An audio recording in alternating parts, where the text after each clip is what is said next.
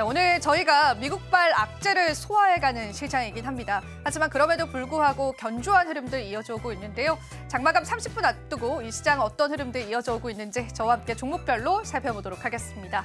자, 오늘은 특히나 시장에서 한국은행의 금리 인하 이슈가 시장의 투심을 끌어올리기도 했었죠.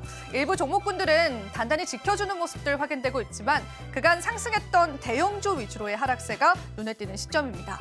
자, 삼성전자와 하이닉스 모두 다 하락하지만 그래도 삼성전자는 보합권에서 지수 자체를 끌어주는 모습이 확인이 되고 있고요. 하이닉스 같은 경우에는 오늘 낙폭이 큽니다. 더구나 이 LG 에너지솔루션과 같은 2차 전지주들은 그간 상승했던 부분들에 관한 차익 실현 매물들이 쏟아지면서요. 대부분 하락세를 나타내고 있습니다. 큰 종목군들 위주로의 하락세가 두드러지기 때문에 사실상 지수가 힘을 받지 못하고 있는 모습이긴 한데요. 그래도 오늘 시장에서 몇몇 제약바이오주들이 시장을 견인하는 모습까지도 확인되고 있습니다. 금리 인하에 관한 영향 때문이었을까요? 삼성 바이오로직스가 오늘 시장에서는요 2% 넘게 상승하는 흐름 보여주고 있고요. 또 한 번 LNG선에 관한 부각이 시장에 됐습니다. 거기에다가 또 선박 수수료에 따른 중국의 반사이익 수혜주들도 오늘 시장에서는 꿈틀하는 모습들 확인이 됩니다.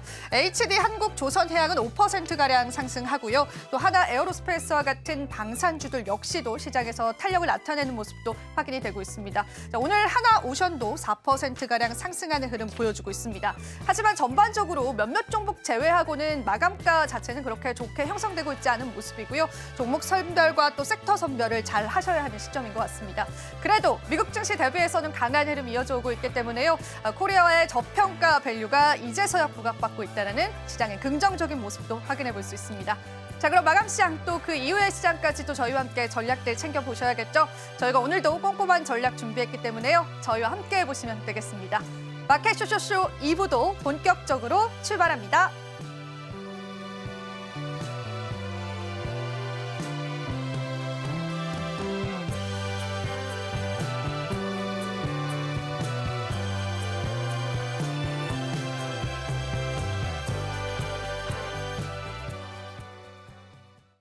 오늘도 저희와 시장 이야기 나눠보겠습니다. 자, 오늘은 기업공시연구소의 변영인 대표님 모셨습니다. 대표님 안녕하세요. 네, 반갑습니다. 대표님 오늘은 또 우리 시장 어떻게 보고 계신지 이야기 들어보겠습니다. 네, 대체적으로 오늘 시장 뚜렷한 외인의 수급 방향성들 역시나 좀 정체를 보이고 있는데 코스피 시장의 경우에는 외인의 매도세가 4관의 연속 좀 지속되고 있는 흐름들. 다만 좀 선물 매도세가 최근에 어떤 외인의 매수세 유입 대비해서는 비교적 매도량이 좀 큰 편은 아니다라고 좀 볼 수 있는 부분들은 안도할 수 있는 요인이다라고 좀 볼 수 있겠고요. 증시 예탁금이 한 54조 원대까지 증가됐던 요인들, 최근에 거래 대금이 크게 좀 증가됐던 요인들과 좀 맞물리면서 수급 여건들은 저가 매수세 유입과 맞물리면서 일부 대형주의 수급이 완화되는 그런 흐름들은 확인할 수 있었습니다. 다만 좀 미국을 좀 비롯해서 지금 엔비디아의 실적 발표에 관련된 수급 경계, 여기도 해서 최근에 인플레이션에 관련된 부담 요인들이 크게 좀 작용이 되면서 PC 물가지표라는 이 매크로지표에 관련된 매크로지표 이제 발표 여하에 따라서 일단 수급적인 어떤 관망세가 반영되고 있는 흐름들이 아닌가라고 볼 수가 좀 있겠는데, 대체적으로 미국 증시의 하락폭에 비해서 국내 증시가 최근의 유입 흐름들을 일부 좀 감안하더라도 비교적 좀 건전한 조정을 좀 거치고 있지 않나라고 좀 볼 수 있겠습니다.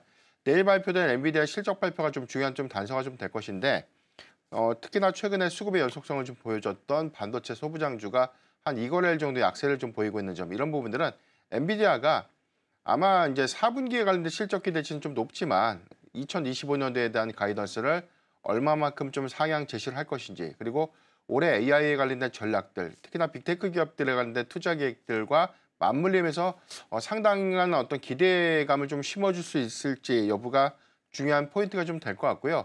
지금 트럼프 대통령이 4월까지 관세 기간들을 좀 일부 좀 유예했던 부분들, 특히나 표적 관세, 캐나다와 멕시코의 경우에는 2월에 부과할 수 있었던 추가 관세 25%를 3월 초로 좀 연기를 해놓은 상태이기 때문에 아직 이 부분까지에 관련된 관세 협상들이 마무리되지 못했던 그런 점들이 점진적으로 수급을 좀 위축시킬 수 있는 그런 요인으로 작용하지 않을까라고 좀 판단되고 있지만, 대체적으로 해당되는 리스크들이 좀 더 완화된 그런 시그널들이 명확해진다면 국내 증시의 수급 유입량들은 조금 더 확장성 내지는 연속성을 좀 보여주지 않을까라고 좀 판단해 보겠습니다. 국내 증시의 수급 유입량들을 계속 팔로우해 보시면서요. 시장 전략을 잡으셔야 될 것 같습니다. 일단 엔비디아 실적 발표 이야기를 또 마침 꺼내 주셨습니다. 간밤에도 그 MS 쪽에서 데이터 센터 투자 규모를 줄인다는 소식 때문에 또 시장이 급락을 하기도 했잖아요. 특히나 반도체 지수가 좀 급락을 했었는데 그럼 엔비디아 쪽에서도 캐펙스에 관한 발표들을 우리가 좀 이번 실적 발표에도 주목을 해봐야 될까요, 대표님? 대체적으로 지금 마이크로소프트가 어제 뭐 데이터 센터 임대 2건을 뭐 취소했다. 이게 좀 노이즈가 돼서 오늘 전력기기 관련 종목들도 조정을 좀 받았고, 대체적으로 지금 뭐 AI 모멘텀을 받았던 HBM 관련주들이 일단 뭐 조정이 좀 빌미가 좀 작용을 좀 한 모양인데, 세부적인 내용들을 좀 봤을 때는 일단 이 데이터 센터에 대한 임대 취소 사유는 시설 그리고 전력 설비가 조금 요구 조건을 좀 충족시키지 못하면서 자연스럽게 어떤 계약의 어떤 위반 사항으로 해지를 했다라고 좀 부연해서 좀 이야기들이 좀 들려오고 있고요.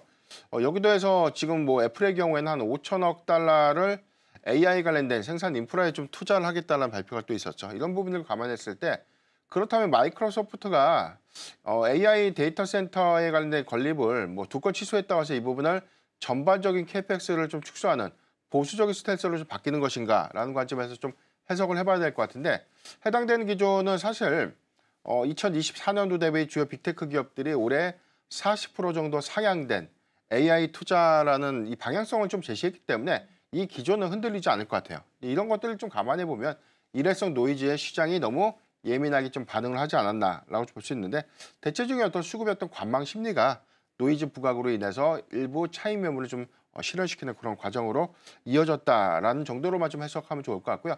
반대로 이게 명확하게 뭐 보수적 스탠스로서 캐펙스에 대한 전반적인 투자를 재검토하는 그런 상황까지 좀 이어진다면 비중을 좀 축소하거나 리스크 대응을 좀 해봐야 되겠지만, 그런 부분들은 아니죠.